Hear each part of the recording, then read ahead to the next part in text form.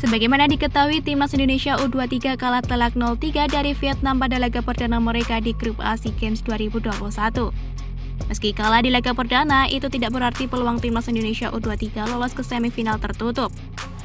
Ada 5 alasan Timnas Indonesia U23 akan lolos ke semifinal SEA Games 2021. Pertama, Timnas Indonesia U23 punya pemain berkualitas. Timnas Indonesia U23 diperkuat oleh pemain-pemain berkualitas, sebut saja Egy Maulana Fikri, Witan Sulaiman, Sadil Ramdhani, Mark Klok, Ricky Kamboya, dan lain-lain.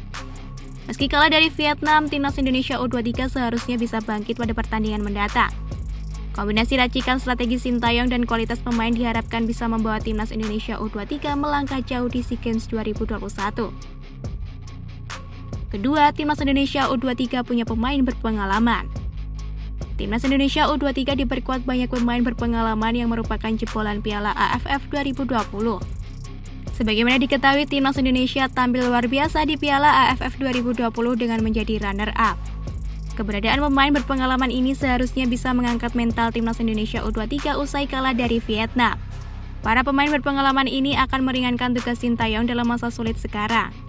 Ketiga, Timnas Indonesia U23 lebih kuat dari Filipina, Myanmar, dan Timor Leste.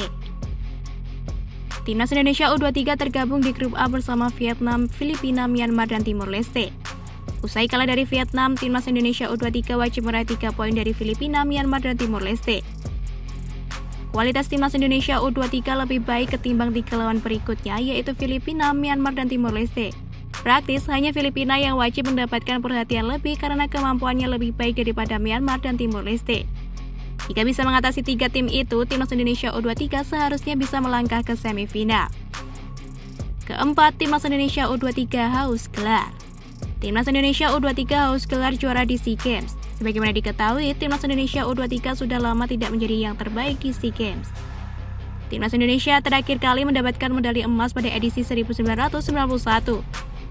Dan SEA Games 2021 adalah waktu yang tepat bagi Timnas Indonesia U23 untuk memutus tren negatif di ajang multi olahraga terbesar se-Asia Tenggara ini.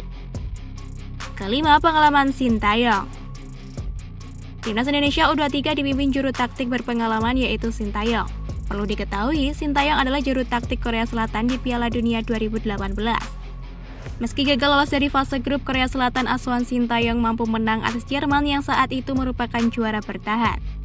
Selain itu, kehebatan Sintayong juga terbukti di Piala AFF 2020.